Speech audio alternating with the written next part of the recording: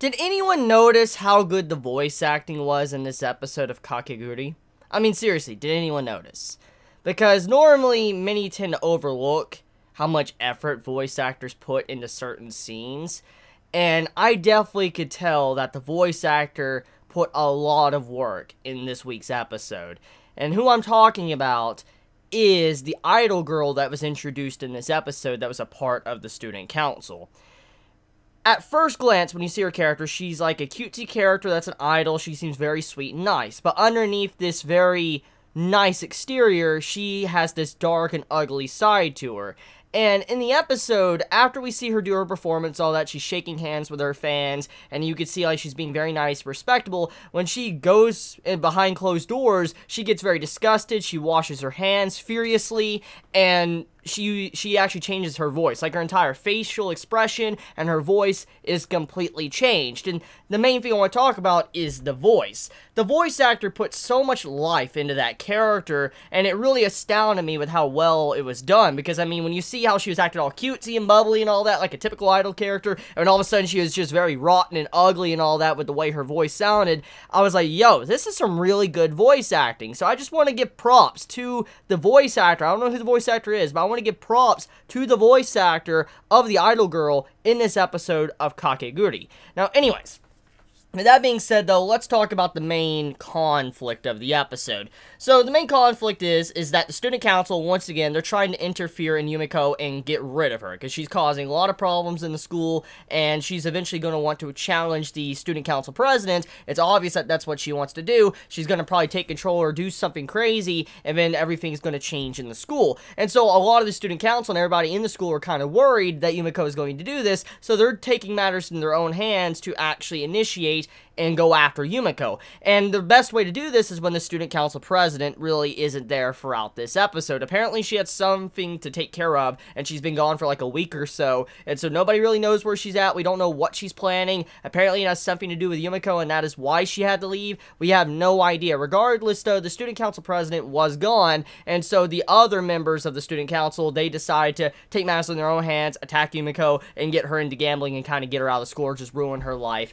completely. And that is what you have going on in this episode. So the second years, I'm assuming they're second years, they pop up, they come with a plan to basically make it where Yumeko is in like an idol match with the idol student council member, and if Yumeko loses, her entire life is planned out before her. She will become an idol, she'll no longer be able to do anything she wants, she'll have to live the life that the idol girl lives, constantly shaking hands, you know, putting on a performance and all that, never having a love life, social life, or actually she'll have a social life, she just won't have a love life or a personal life because everybody is watching her. So she'll just never have any privacy at all, which could be bad in some ways. I can understand that. And so Yumeko has risk, and at the same time, we know how Yumeko is as a character.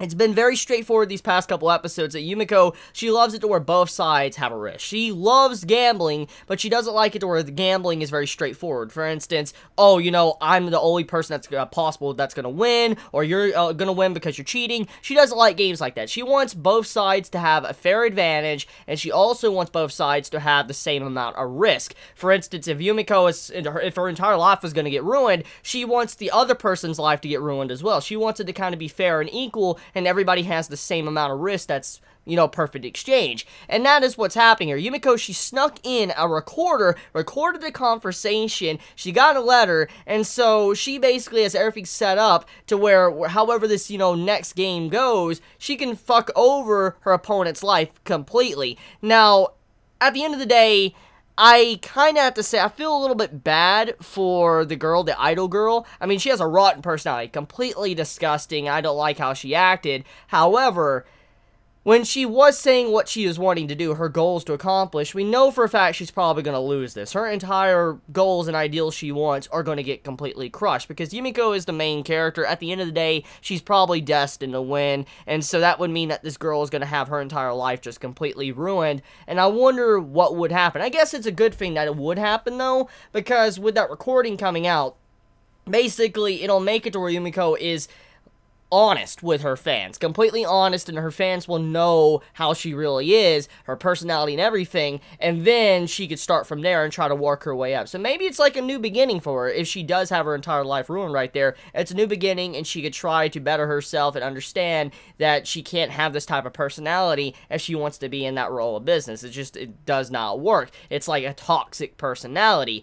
Now, anyways, Yumeko, I have to say, I wonder who gave her the letter and the recording as well. That is the interesting part about this episode, and that's the big question. Who gave Yumeko the information? Was it the girl that was like the gamer girl in this episode, or a part of the student council? Was it her that helped out Yumeko and gave her that stuff? Was it the student council president? Was it someone else? I'm very curious on who gave Yumeko the information, because we do know for a fact it wasn't the idol girl and all that. So it makes me wonder, like, who's going in behind the scenes and messing with stuff and, you know, trying to ruin the student council. I mean, we know it's not Mary. I mean, she wants the student council kind of messed up too, but I mean, overall, we know it's not Mary.